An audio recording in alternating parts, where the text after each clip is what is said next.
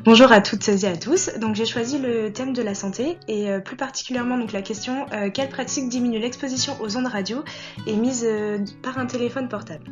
La question se présente comme ça, pardon. Donc on peut voir que contrairement à d'autres questions, il n'y a pas de lien qui figure pour vérifier ou chercher ces réponses.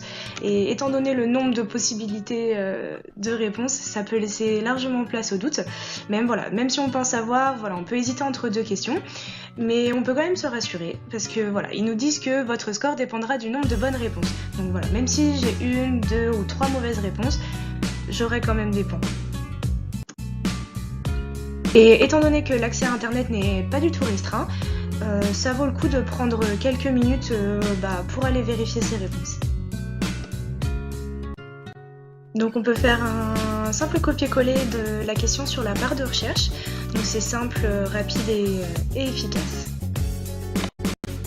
En descendant un petit peu sur cette même page, on peut voir l'indice.gouv.fr. Donc on peut être sûr des informations qu'on va trouver et peut-être que c'est mieux de prendre quelques minutes pour regarder sur la première page des résultats de recherche pour voir si on a un site certifié plutôt que de prendre un site au hasard où les informations qui sont dedans ne seront pas forcément correctes et pas forcément concises, donc il prendrait du temps à lire et du coup perdre du temps.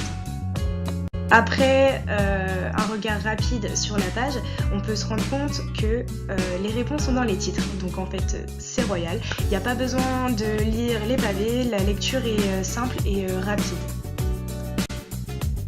Donc au niveau des réponses, la première c'était de ne pas téléphoner dans les transports. Effectivement, quand on est dans des transports à grande vitesse notamment, comme le train, le téléphone augmente sa puissance pour pouvoir se connecter aux différentes antennes relais. Donc ensuite on avait utilisé un kit main libre ou mettre sur haut-parleur. Donc ça évite tout simplement d'avoir le téléphone trop près du cerveau et ça réduit d'environ 10 fois l'exposition aux ondes.